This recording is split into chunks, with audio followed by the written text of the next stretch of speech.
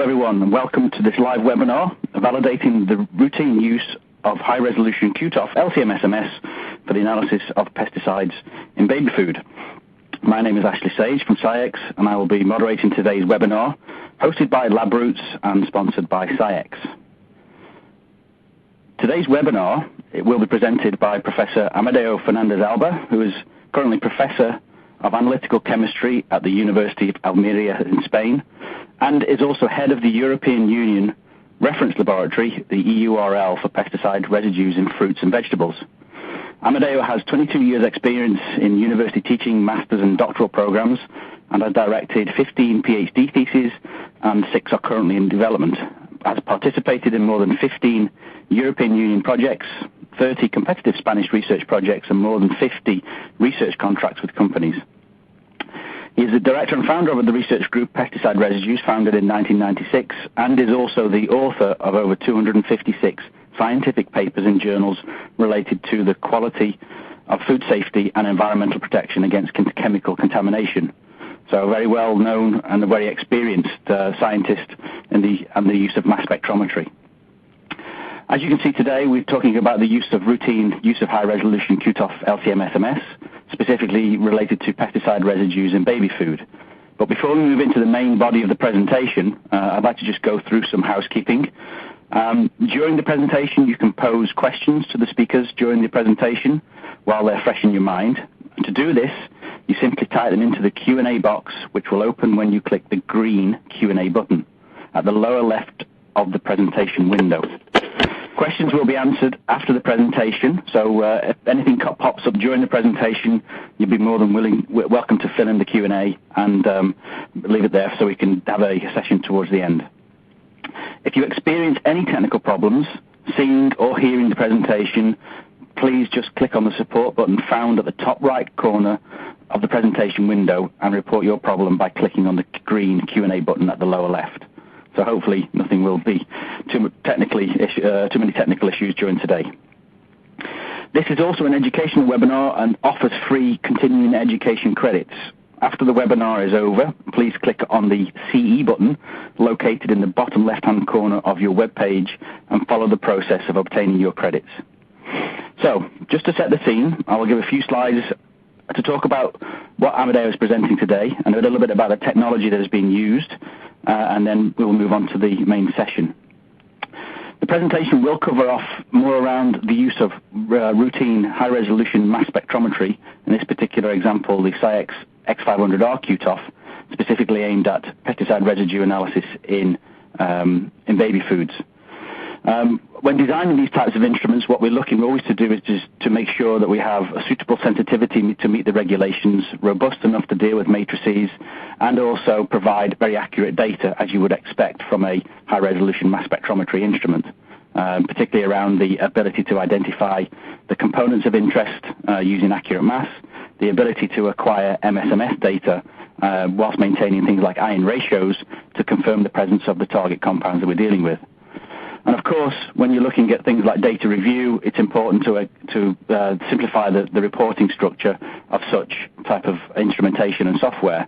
So we get things like retention time errors, mass measurement errors, and obviously calibration information for doing quantitative assays if we find those particular challenging pesticide residues in a particular sample. One of the things that Amadeo will be presenting is the use of what we call SWATH technology in an acquisition or data acquisition, which is a way of acquiring data-independent acquisition and providing information on MSMS information on all the samples that we're acquiring. One of the features around this particular technique is it has the ability to give us what is called a selective but a variable isolation window on the quadrupole mass filter in the Q1, and is stepped across the mass range using fixed or variable mass windows to acquire the data. And this gives us a comprehensive digital record of the sample that we're acquiring. And Amadeo will present examples of this particular data set and how SWATH has been able to acquire for a range of pesticides in the baby food matrix. Important to always mention is data review, and I think it's also critical to look at when acquiring many compounds within a matrix, been able to identify all those particular peaks of interest via retention times, but as well the mass accuracy of the components we're looking at, as well as the MSMS spectrum, being able to obtain suitable ion ratios. So hopefully what you'll learn today is how high-resolution mass spectrometry can be used in a routine space, particularly for those challenging applications such as pesticide residue analysis. Before we move to the main event, what we would like to do is just engage the audience about some of the polling and give you some questions to ask for you to engage with, to give us some answers on what you would typically see. So as the polls pop up, if you could select each of the individual answers, and then we can get some idea from the audience on where you find some of the most challenging applications, whether it's sample preparation, and if you are using currently LC-MS/MS for routine pesticide analysis. So we'll just take a few moments for the poll to come through.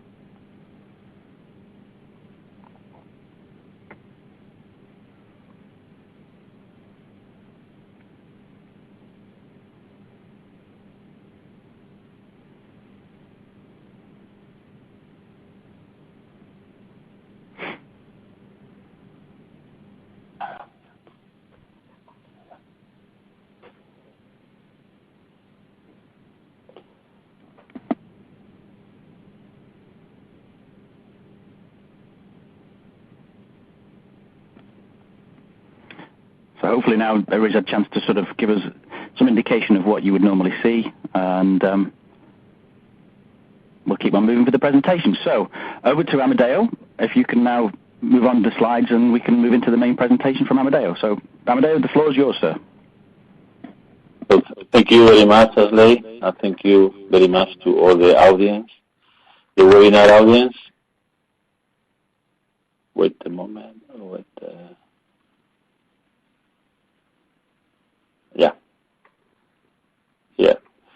Today we will explain about our experiences working in baby food with LC triple QTOF, and we have evaluated what can be the feasibility of this instrument to be applied in routine. We are very interested when we start working with a new high-resolution mass spectrometry instrument to know exactly what can be the capabilities, thinking in the routine analysis more than for a few applications or very limited applications. We are focusing routine analysis for fruits and vegetables. We have started working with baby food because in general, well, there are two reasons. Baby food is of big concern because the situation now, we look the EFSA report, the last EFSA report, even with the baby food evaluated in the monitoring program is not very high if we compare with unprocessed food. But anyway, the number of samples containing pesticides that exceed the established EU MRL is quite high. It's around 4%.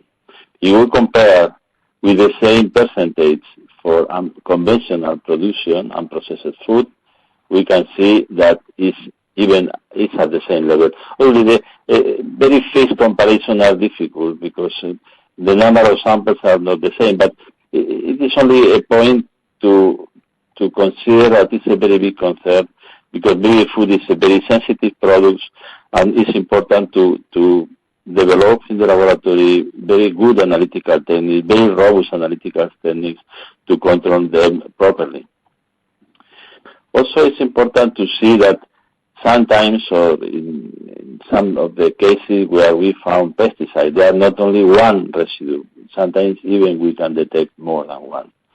So in that case, this type of new technologies that can be used also for target and non-target analysis open a very nice window to the laboratories for this type of product that are very sensitive for the population, and also the regulations are more strict than with the normal or conventional production. As you can see here, the baby food directive has a list of compounds, not all compounds, but has a list of compounds of 29 compounds, where the MRLs are below. In general, generally speaking, our default LOQs is always 10 ppbs because it considers the lowest amount that the laboratory has to control, except in baby food. In baby food, the MRL, as you can see, is in some cases 3 ppb, in other cases 6 ppb. It means that it's more exigent, thinking in the performance of the analytical instrumentation in the laboratory. Not all the compounds can be analyzed by multi-residue method, because some of them can be evaluated by single residue method, in only a few cases by single residue method. Today I will speak about this compound that can be analyzed by multi-residue method. I will be focused in this talk on them. Here you can see the extraction method. The extraction method that we apply for baby food is the catcher without cleanup. Without cleanup means that we don't use PSA. And we are not using PSA for some reason that we will explain later. As you can see, the normal catcher, all the residue laboratories knows how to apply this method. Is use 10 grams of sample, and at the end of this method, the ratio in the vial, in the last vial, is 1 gram of sample per milliliter. But we dilute 5 times. It means that we are injecting only 0.2 grams of sample per milliliter. The reason for that is because one of the critical issues always in the analysis of residues is the matrix effects. In the way that we inject less amount of sample per injected volume, we decrease the matrix effects, and obviously it's very convenient because it is a way that all the calibration lines or all the quantitation processes are much more easy. And we are applying this with the X500. The reason why we are not using, or we don't use in that case, PSA cleanup is because the PSA is obviously a secondary amine. As you can see here, it's a secondary amine. And there are some pesticides involved in the baby food regulation as aloxifop that has one acidic group.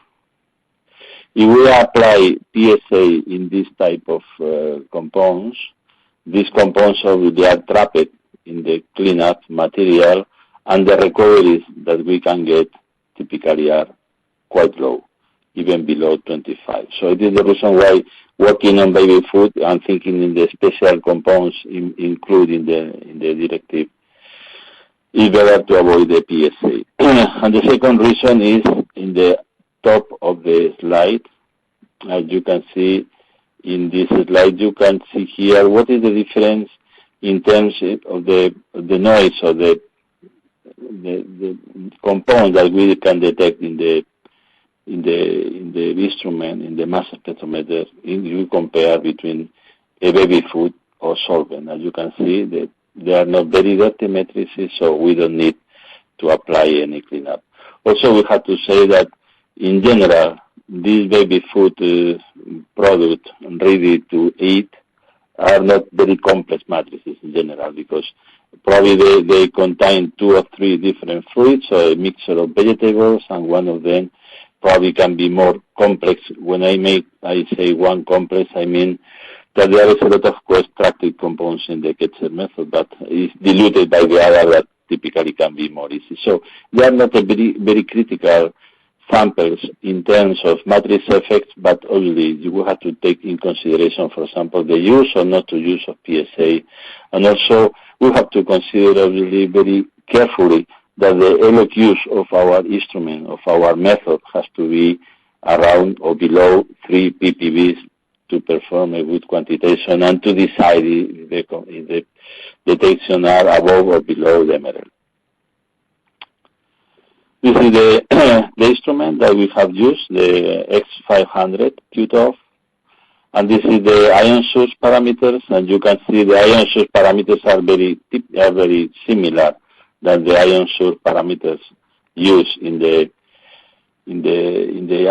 triple quadrupoles. And if we look to the chromatography, also the chromatography is typical chromatography with ammonium formate, formic acid, the buffer, and is methanol, and the column is C8, so there's nothing special. And also the injection volume is 5 microliters.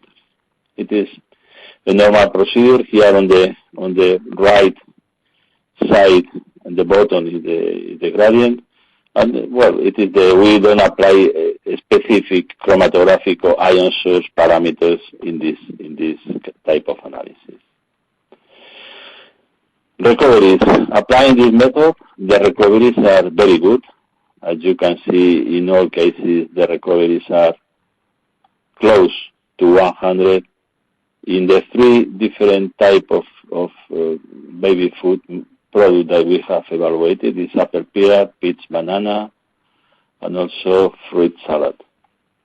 So good recoveries, so the method worked very well, especially the method works very well if we look to the relative standard deviation. In all cases is below 15%, so it means that the reproducibility is very good. In the previous case, where the recovery is at 3 ppbs, that as I showed you before, is the lowest LOQ for the pesticide residues in baby food. Also, we have evaluated at 6 ppbs. 6 ppbs are quite similar, and so the recoveries and the relative standard deviation are very good. So the extraction procedure is very robust, and we can achieve these low quantitation levels with a very good recoveries and very low reproducibility.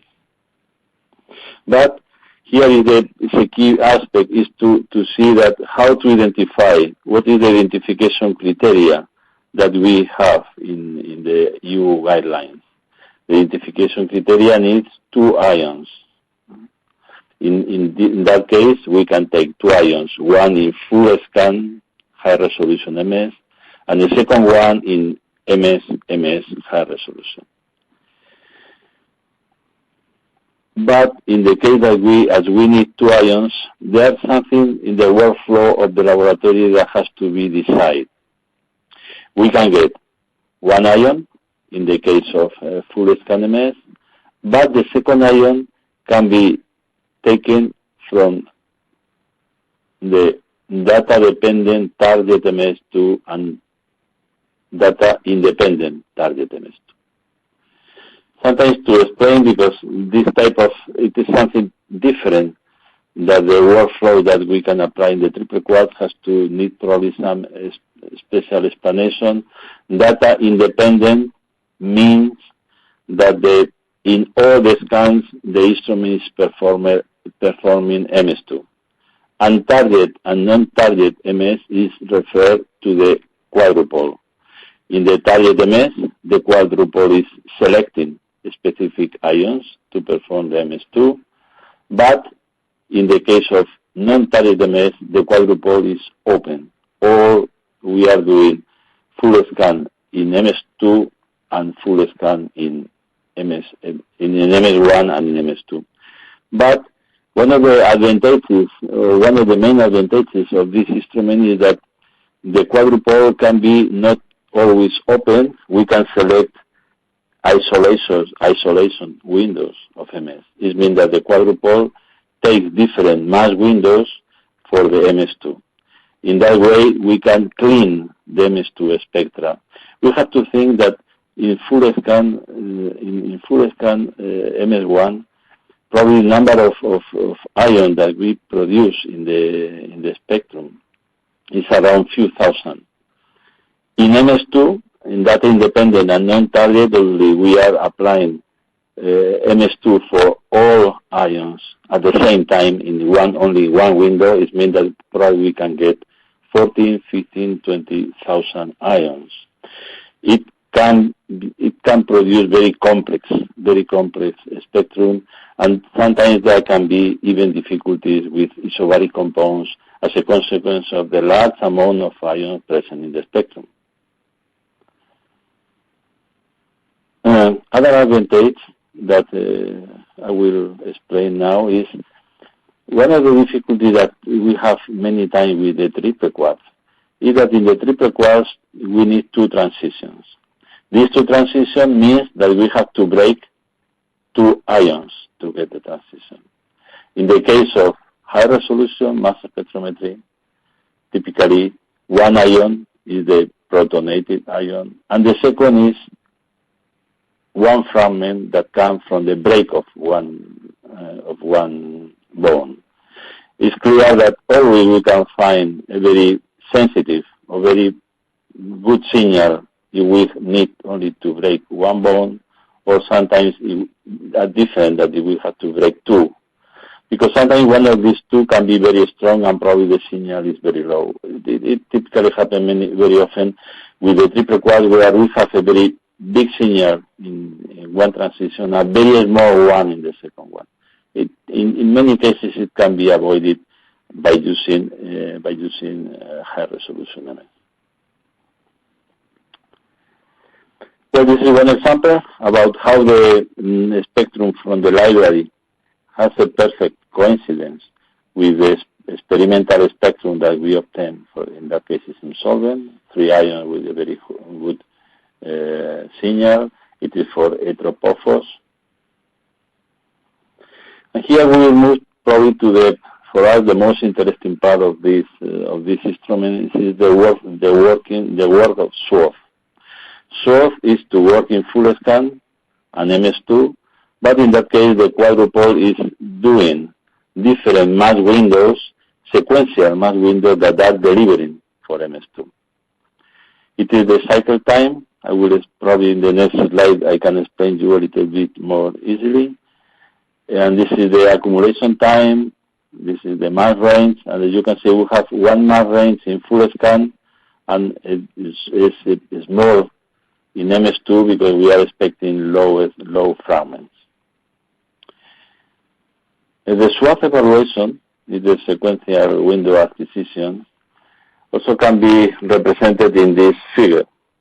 And as you can see, we are using the maximum resolution of the instrument, 32,000 resolution, and it takes 0.2 seconds.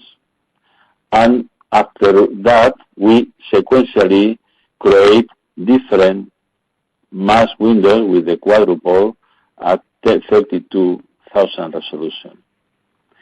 In the case that we use 20 windows, as is represented here, 20 windows, it means the instrument is really fast. And so if we take 20 windows, every window takes 50 milliseconds. So the total time that we need for the 20 windows is 1 second. 1 second for the 20 windows and 32,000 for the full scan. We make a full cycle of analysis every 0.2 seconds. 0.2 seconds mean that finally we can get 10 points or 10, 12 points per chromatographic peak. That is a good amount for quantitation. It is very important because the speed of the instrument is so fast that we can apply 20 windows. If not, obviously the number of windows has to be reduced and the effectiveness of the separation of the ions that we can get in these windows is much lower, as I will show you right now in the next slide. Well, this is the windows. We have evaluated at different windows, mass windows of one mass window from 100 to 700, the full range of masses, 5 mass windows in the same ranges, 10, 15, and 20 mass windows. The idea is to evaluate what is the benefits in terms of identification, in terms of performance of the instrument, the use of different windows or the increase of the number of windows. It's clear that to increase to more than 20 windows for our purposes is not very clear, or probably that is a big limitation because more than 20 windows will mean that we will get more, the time of the total scanning time will be higher than 0.2 seconds, and then the number of points per chromatographic peak will be low. This is one example. This is the example of what is the spectrum that we obtain for Heteropophos. For Heteropophos at 3 ppbs. At 3 ppbs, if we are working in full scan MS and MSMS2, obviously the spectrum is really complex. And the ions corresponding, the MS2 ions corresponding to the Heteropophos are in the middle of many other ions that come from the matrix. And probably some mistake in the ion ratio, because it is for a chance that there are other ion, isobaric ion that can change the abundance, and so it's change the ion ratio. It is the one example using 5 mass windows. As you can see, the spectrum is clean than before. But if we move to 20 mass windows, that is the final value that we have used, we can see how the three fragments of the Heteropophos are clearly, we can see very clearly, and the ion ratio for the 3 in comparison with the full scan ion is perfect, below 30%. So it is a good explanation about how the mass windows can improve the quality of the spectrum, because in some way we are cleaning, using the scan speed of the instrument, we are cleaning the spectrum, and so we are detecting, even at very low levels, 3 ppbs, our fragments very easily and very fast. Well, the second point is what happened with the mass accuracy. The mass accuracy in full scan is very good. In all cases is below 1 millidalton. Only in very exceptional cases is a little bit higher than 1 millidalton in full scan, and similarly in MS2. And in the case, this is in the case of target, but in the case of non-target, obviously the situation is a little bit more complex, because in that case we are receiving more ions in MS2.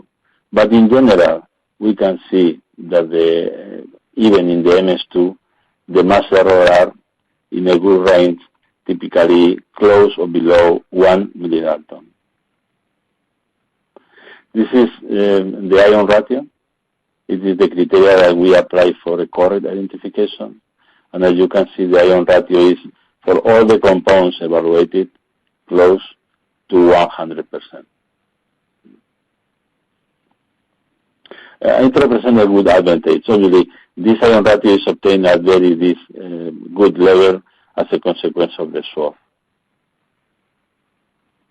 This is the same figure, but the same data, but in a table, and you can see the difference between 1 window, 5 windows, 10 windows, 15 windows, and 20 windows. As you can see, the ion ratio is in green color is below 30%, and in red color is higher than 35%. As you can see here, the advantage is to move from 1 window to 20 windows. The improve in terms of identification is quite good. Also, you can see here the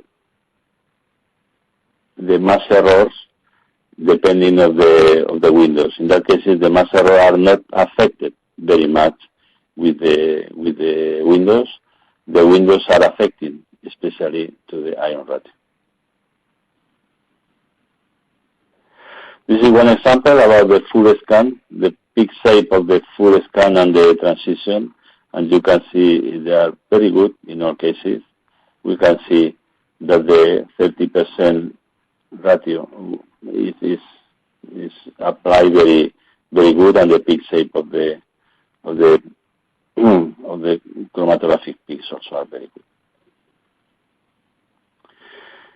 Linearity. One of the issues, or the more important issues working with QTOF, typically are the lack of linearity, or in other words, is saturation effect. Here, as a consequence of the specificities of this instrument, we cannot see saturation effects in the linear range that we have evaluated. The linear range is from 3 ppb to 200 ppb.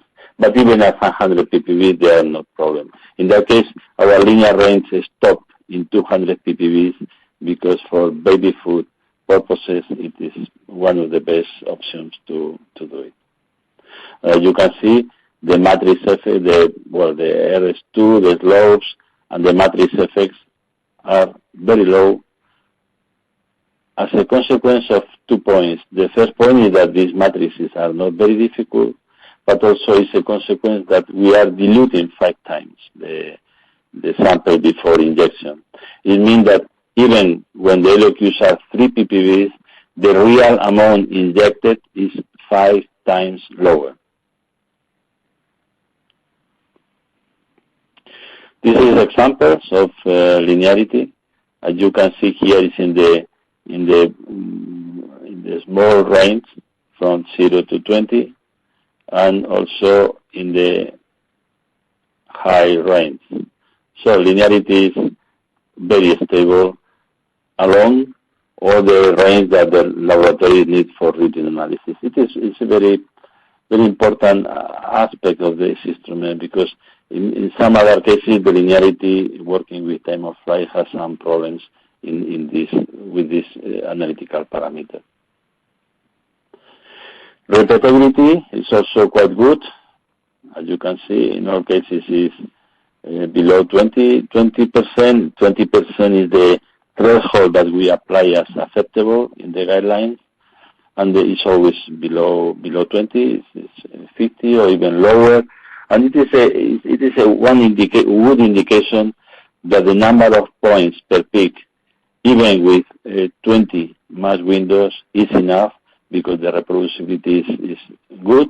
It means that the chromatographic peak shape, or the peak shape, is quite good, and so the reproducibility also is good. This is at 10 ppb, so really it's also at 10 ppb similar. It's quite good. And also limit of quantification. The limit of quantification we have fixed at 3 ppb, but we have fixed at 3 ppb because it's the lowest recoveries value that we apply.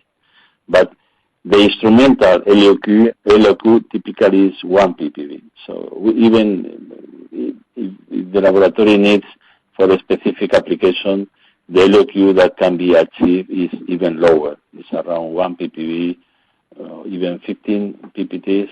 But obviously in our purpose for baby food, as you can see, the MRL, the lowest MRL is 3 ppb, so it means that we apply recovery for 3 ppb, and so it is the LOQ.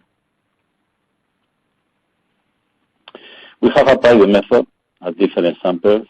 We have applied the method before we apply the method for 1 PT samples, and we analyze the PT sample by triple quad and by the X500, and the results are quite similar. So quantitation is very robust and very good. Also, we have analyzed samples but it is a good new for the food safety, because we have not detected. We are analyzing a monitoring of 300 samples. Now we have finished around 100, but it happened that in many cases there are not any pesticide in the sample. So it is the reason that only I'm presenting here the comparison with the baby food, with the PT, with the process-sensitive baby food. So as conclusions, LC QTOF X500 can be used as a quantitative technique, including low LOQs. It is a good example, baby food, similar than triple quad. LC-TOF MS used in SWATH mode is a very robust and effective acquisition method for identification using ion ratio and mass error. And there are important additional advantages such as target and non-target component analysis by using databases or libraries. It can be increased the scope in a very fast and efficient way because we are working in full scan mode, and only we can do retrospective analysis. And finally, this new platform opens the analytical capabilities of the laboratories to other analytical fields, such as food fraud, for the same reason, because we are working in full scan mode. And that is all. Thank you very much for your attention, and it is our final slide is our 10th anniversary of the URL for pesticide residues. Thank you very much. Thank you, Amadeo. Very, very interesting presentation, and I think one that touches upon many different aspects of regulated analysis of our foodstuffs. I think from a perspective of somebody who works in the food science industry, it's interesting to see how the different types of technology these days can be applied for the capability of analyzing residue and contaminants in a targeted way, and the fact that QTOF technology and high-resolution technology is now become more mature in terms of its performance, allows the capability of that multi-component analysis with the capability of the suitable dynamic range and also sensitivity, as well as the capability of obtaining ion ratios that confirm the presence of those components. So it's certainly interesting to see how that has been implemented in this particular way. So thank you very much for your presentation. I think it was very, very, very informative and certainly interesting to the audience, hopefully. I just want to remind to the audience that we do have a time available for Q&A. So whilst you're seeing the polling questions coming up on the screen, just to sort of think about Q&A, and if there's any specific questions that you may have, please don't hesitate to fill in the Q&A box and see where we go. So we'll just give it a few more moments and see what questions we've actually got here in the Q&A.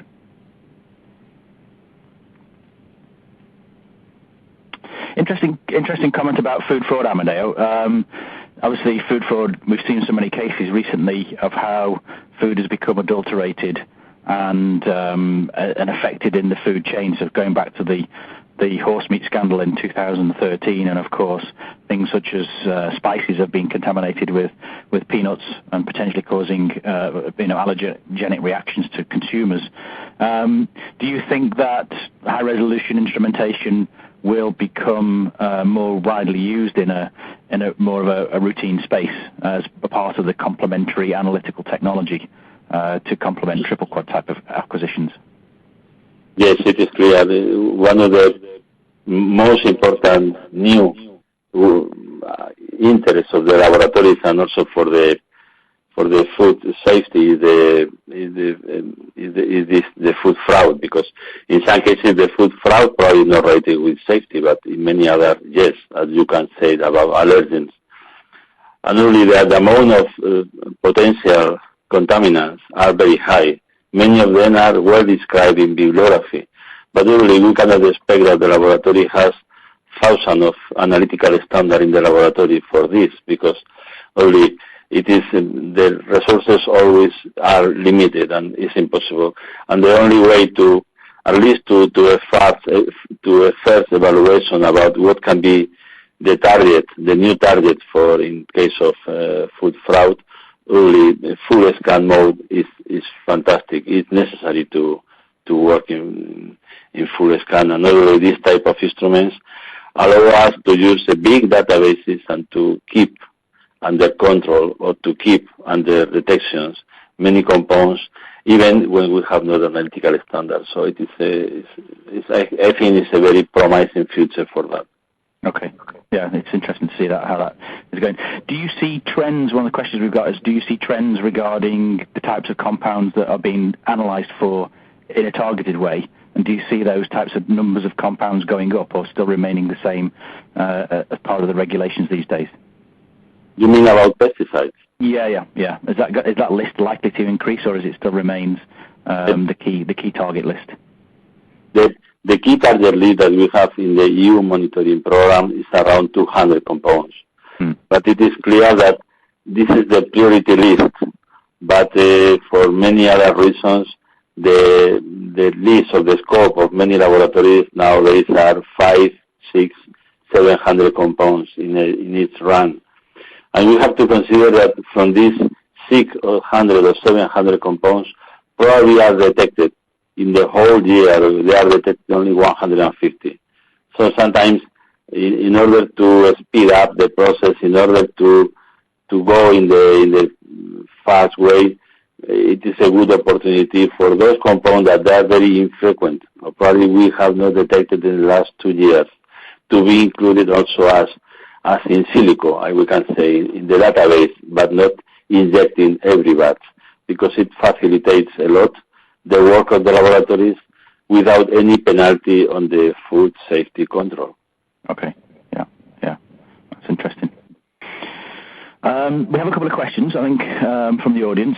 Regarding sample preparation, obviously you use the catcher's approach without cleanup. Did the QTOF suffer from that particular approach? Was it capable of dealing with that particular sample set, just a simple catcher's extract? Or do you think as you run more samples it would have any impact on maybe sort of applying SPE for these types of matrices? We know baby food is probably not as complex as leeks or fruits, but do you think the QTOF technology can cope with just the catcher's extract approach without any additional sample cleanup? Well, the difficulties or the problem that we can get with the QTOF is absolutely the same that we have with the triple quad, because all the matrix effect, the problem with the matrix effects in many cases, or the majority of the cases, are focused in the ion source. And so in that mean, one of the interests of the laboratories, and it's important that the laboratories have enough knowledge about how the samples, the commodities perform, because in many cases we are talking about 70% of the cases of fruits and vegetables, cleanup, PSA cleanup is not really necessary. But really, if we want to generalize the method for every commodity, as you said, leek or probably tea or other typical, in that case, is necessary. It's a matter of cost-effective approach. If the laboratories probably think that for them it's more helpful to apply always PSA, is a possibility, but sometimes I think it's more effective to select and to not to apply PSA for everyone. And as you can see, in some cases, to use PSA has negative impact on the analysis. For example, for free acids, for some degradation, because the PSA moves to the pH of the sample to 8.5, and some hydrolysis can be taken off. So it's important to have a perfect model for everything. But in general, I can say that in Europe, many laboratories are using catcher without PSA cleanup, and others are using PSA cleanup, with the advantages and disadvantages that every choice has. It is clear. Okay, that's interesting. A couple more questions have come through. I think we're okay with time, and regarding tuning of a compound for analysis, obviously with triple quads, there is a potential that you need to tune up to get the ultimate sensitivity. Did you use generic parameters in terms of the source? Obviously with SWATH, you utilize SWATH with the variable windows, and assuming a collision energy that was suitable for all components. Did you have to do any tuning for that particular experiment? No. We use exactly the same parameters than the triple quads. We didn't apply any different. No. Okay, so you just transferred the method directly to the QTOF. The method from triple quad to the QTOF, yes. Yeah. One around data processing here. Does the data processing require much manual integration post acquisition? I guess because of using SWATH, you're doing some selectivity using the quadrupole. Did you find you had to do any much manual integration to get the peak shapes and accurately the ion ratios correct? No. Well, it is a very good question because sometimes we receive this question for some laboratories. No, the quantitation method is quite similar, and the time spending for quantitation, identification, and quantitation is practically the same or similar. It is true that few years ago, we are talking about 5-6 years ago, it was a matter of the capability of the computer with the instruments, or probably it's the capability of the software. But the software has improved a lot in the last year, and we are very happy with the software of the X500 because we can quantitate. Our rate, if I remember well, is around 15 samples per hour. Mm-hmm. And we use 15 samples per hour in triple quad and in X500. So we cannot see there is an issue for us at all. Okay. I suppose this next question relates to that as well. Is processing a data set and data review as easy using QTOF as it is on a triple quad? And I guess you probably already answered that it takes the same amount of time either, whichever instrument platform you use. Yes. I think probably at the beginning, the people in the laboratory think that you have managing a lot of information can be very different or more difficult, we can say, but it is not true. Obviously, it needs some small training, but in the way that the people is adapted, the software has improved a lot. It has been one of the most important improvements in the high resolution mass spectrometry in the last year, because at the beginning the software was very, we can say, manual, and there are not many automatic tools to provide the information that you need very fast. But nowadays I cannot see big differences. No. It's practically the same. Well, this one then leads to this one. We've got two more questions I think we can lead into. Is that from that perspective, how likely is it that QTOF will become part of a routine use in a routine laboratory doing, I suppose, routine screening of pesticides? Do you think the customers would tend to move from triple quad to a QTOF, or do there still be a balance of that because of the regulations and the associated identification criteria? Well, no, it's a piece of string. It's a new technology, obviously. Yeah. A new technology. We have to remember that the routine laboratories has all these methods under accreditation. Yeah. It means that all the laboratories has in routine all the methods written in the SOPs procedure. So it means that for them the change takes time because it is an effort. But in the way that these instruments are introduced in the laboratories, now in Europe probably, speaking about LC high resolution, around 20% of the laboratories has, the public laboratories or the official laboratories have this type of instrumentation. And it is only a matter of time. It will take time because only for the laboratories, they cannot change the technology very fast. It takes time. But I think that for sure is very promising for the future. I cannot think that, I cannot want to say that the triple quad will disappear, but for sure that they are now a good equilibration in terms of performance, and I expect this type of equilibration in number of instruments in the laboratories. It is my perspective. Yeah. I guess when you look back at the history of the use of analytical science and look back 20 years ago when triple quads were just coming into the routine use of pesticide residues, for example, for LC MSMS, and maybe we're in the same position now with high resolution mass spectrometry, that it's still a growing technique, and as instruments get more performance and better sensitivity and dynamic range, then it becomes more of a technology that's embraced as well. But like you say, maybe triple quads will never go away because they're so designed in a particular way. Yeah. Yeah, absolutely. Also, we have to consider that also it's a matter of many small details that are very important. Also, the company now has a very good technical services for these instruments, and so the laboratories are feeling more and more comfortable because they are seeing that the results are quite good, and the robustness of the instruments are the same or very similar.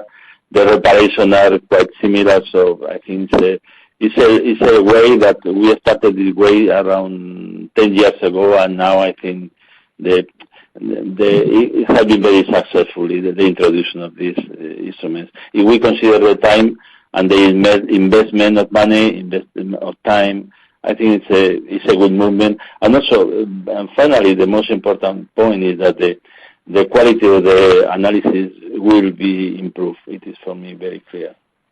Sure. Yeah. And one final question that's come through is, you're obviously working in a targeted environment, so you're looking at target compounds. I think you probably answered this in the presentation, but you're working in a non-targeted way using the SWATH acquisition in MS2 mode with 20 windows. Was that the reason behind that was just to evaluate the capability of acquiring a full scan data in MS2 in an independent way to see how it compared to the data-dependent acquisition? Is that the reasons why you chose SWATH? Well, SWATH is much more effective, it is clear, and also offer much more possibilities to extract all the capabilities of the high resolution. Because if we are working in target, in MS2 we have limitation because we are not really working in full scan in MS2. Yeah. And thinking in that in other fields and where we can work in non-target, we extract the most information working in data independent non-target. We can say that all the benefits of the high resolution mass spectrometry are in place in the lab working in this mode. And the problem is that sometimes the difficulties can avoid that you use it. But working with SWATH, I think that all the possibilities are in the lab. And really, we can extract as much information as we can from the analysis. It is clear. Yeah. I thought that was the case. The ability to be able to do targeted as well as non-targeted in a single acquisition, give you the comprehensive data set that you can process and look for either one of those, like you say, from a target perspective, or if you had a food fraud aspect or a particular contaminant that you weren't looking for in a targeted way, you could look for in a SWATH experiment. So yeah. Absolutely. Yes, absolutely. Yeah. Okay, I think that's pretty much all the questions for today. I'd like to thank the audience for attending and spending their time with us this afternoon to understand a little bit more about the use of high-resolution mass spectrometry in a validated, routine way for pesticide residue analysis.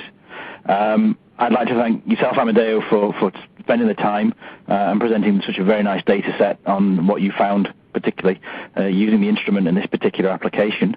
And I would just like to say to the audience that this webcast will be available on demand from 6 months today, and you will receive an email alert from the organisers of Labroots when it's ready for on-demand replay. So thank you very much, everybody. Wishing you everybody a very nice weekend, and thanks again, Amadeo. See you soon. Okay, thank you. Thank you very much, Ashley. Thank you. Bye-bye. Bye-bye. Bye.